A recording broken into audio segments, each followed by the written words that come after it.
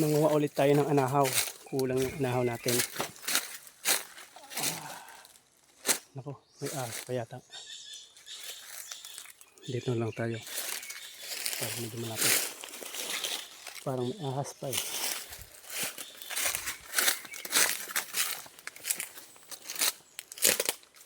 Dito lang muna tayo sa malapit. Manguha.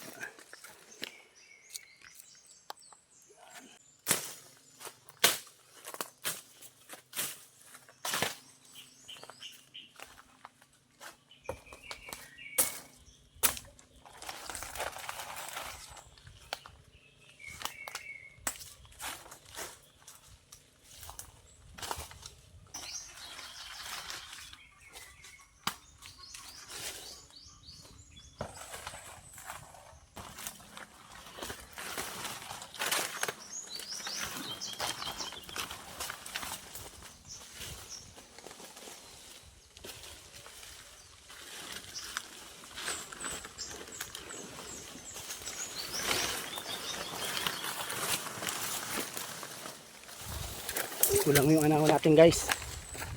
Ang dami pa. Siguro mga 500 na piraso pa ito.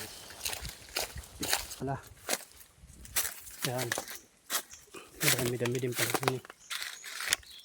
Ito muna tayo manguha.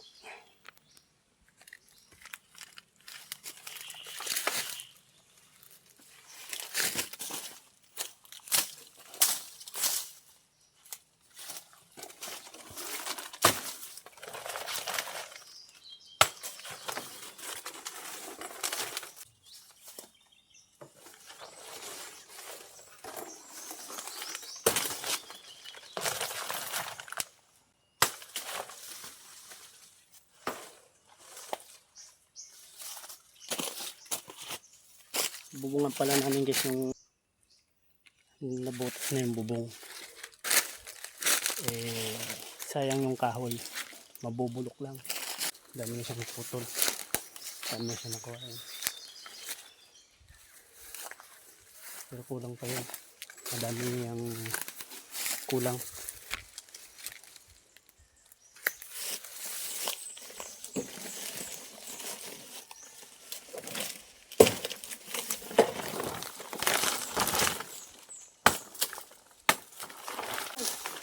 Natin guys. Ano yan?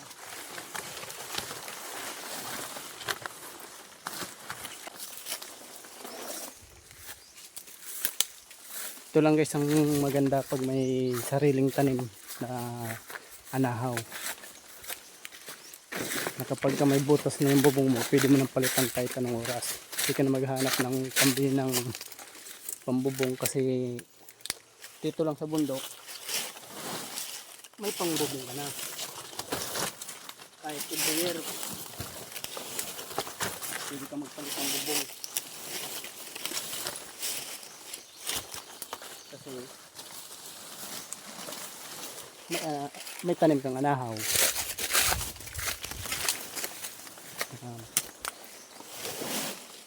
Bukod sa may pambubong ka na, pag may order pa sa'yo hindi pang pagbentahan. Kapag bibintahan mo pa sila 300 na palang 100 piraso nito binibenta dito sa amin. Bali 3 piso bawat 1 dahon ang isa nito. Pero yung malalaki, so yung mga maliliit hindi namin binibenta to. Ito lang yung ginagamit namin pambubong dito sa amin sa bundok. Ay, sayang lang din hindi yung ginagamit sa pagbubong kasi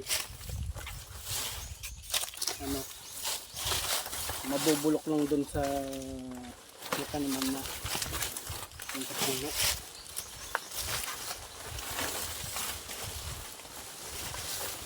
Kaya ngayon gagawa pa kami ng kubo isa doon tambayan habang pagka mainit lang ngayon mainit ang panahon pagka doon sa barangay grabe ang init hindi makatulog Kaya dito tayo gagawa ng pagtatambayan ngayon.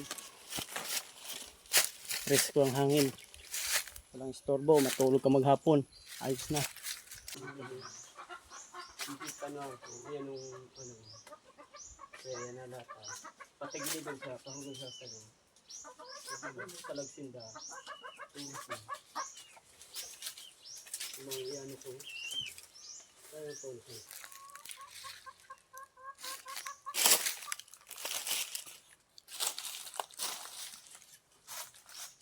Mga 400 na gadya ano yun.